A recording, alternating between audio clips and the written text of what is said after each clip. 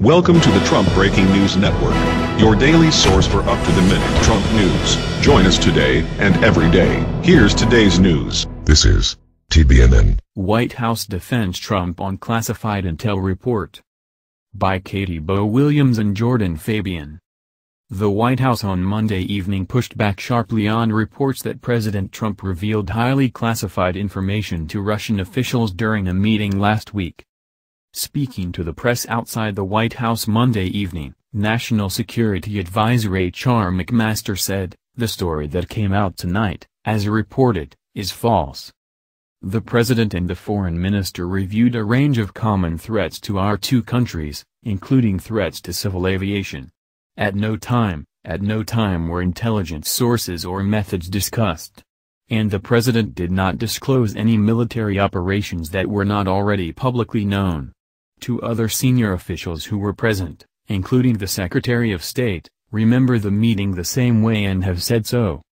Their on-the-record accounts should outweigh those of anonymous sources. "I was in the room, it didn't happen," he said.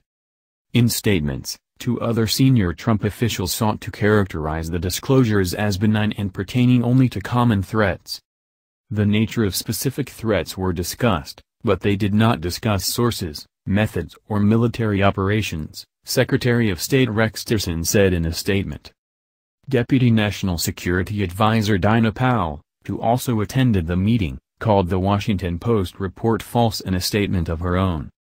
According to the Post, Trump provided code word information to Russian Foreign Minister Sergei Lavrov and Russian Ambassador Sergei Kislyak, using a government term that refers to one of the highest levels of classification. The intelligence had been provided by a U.S. partner through an intelligence sharing arrangement. But the White House denial, that Trump did not explicitly discuss the sources and methods behind the intelligence, did not directly address or nullify the Post's reporting. According to the Post, the information Trump revealed included details that Russia could use to reverse engineer the sources or methods used to gather the intelligence, officials told the paper.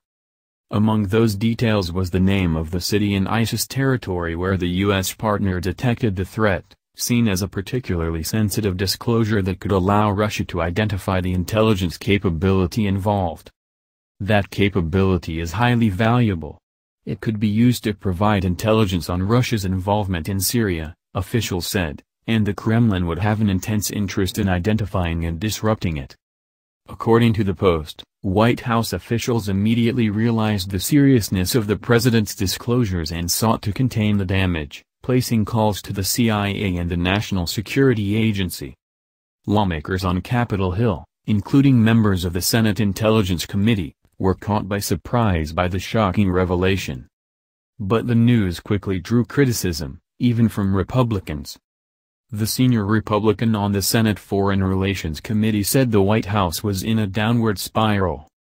To compromise a source is something you just don't do, Senator Bob Corker, Republican Tennessee, told reporters. But others in the GOP shrugged off the report, defending the president's discretion to declassify government secrets. "He has the ability to declassify anything at any time without any process. So it's no longer classified the minute he utters it," said Senator James Risch, Republican Idaho, a member of the Senate Intelligence Committee, according to Talking Points memo. Senator John McCain, Republican Arizona, a longtime Russia hawk, also gave some cover to the president, noting that while such a disclosure would be disturbing, the president does have the right to do that. The president has the broad authority to declassify information, making it unlikely that Trump's disclosures broke any laws. Other Republicans on Capitol Hill declined to comment, many of them arguing that they hadn't seen the report. Democrats widely met the news with shock and outrage. House Minority Leader Nancy Pelosi, Democrat California, said Congress must be given a full briefing on the extent of the damage President Trump has done. Senate Minority Leader Charles Schumer, DNY, echoed Pelosi, saying, "Revealing classified information at this level is extremely dangerous and puts at risk the lives of Americans and those who gather intelligence for our country. The president owes the intelligence community, the American people, and Congress a full explanation." This bombshell report is astonishing and appalling, betraying our allies, endangering safety of sources, and sabotaging our war against ISIS, tweeted Senator Richard Blumenthal, Democrat, Connecticut. Appearing on CNN, Blumenthal added that Republicans and Democrats should come together in favor of an independent investigation so that we can follow the facts wherever they lead. Make no mistake, this kind of serious and grave threat requires a national response, putting country above politics. The Post report appears to be particularly damaging, given Trump's long-standing criticism of 2016 Democratic presidential nominee Hillary Clinton's carelessness with classified information. Clinton used a private email server while Secretary of State, through which classified information was sent. Further inflaming controversy, the meeting with Lavrov and Kislyak occurred the day after Trump fired former FBI Director James Comey. The timing of the dismissal, and Trump's own explanations, led to allegations that he was attempting to stifle the Bureau's investigation into his campaign's ties to Russia. The report also comes as Trump has continued to struggle to earn the trust of his own intelligence community, reportedly discomfited by his long-standing refusal to accept the assessment of career analysts that Russia tried to interfere in the election. If true, this is a slap in the face to the intel community, Senator Mark Warner, Democrat, Virginia, said Monday. Risking sources and methods is inexcusable, particularly with the Russians.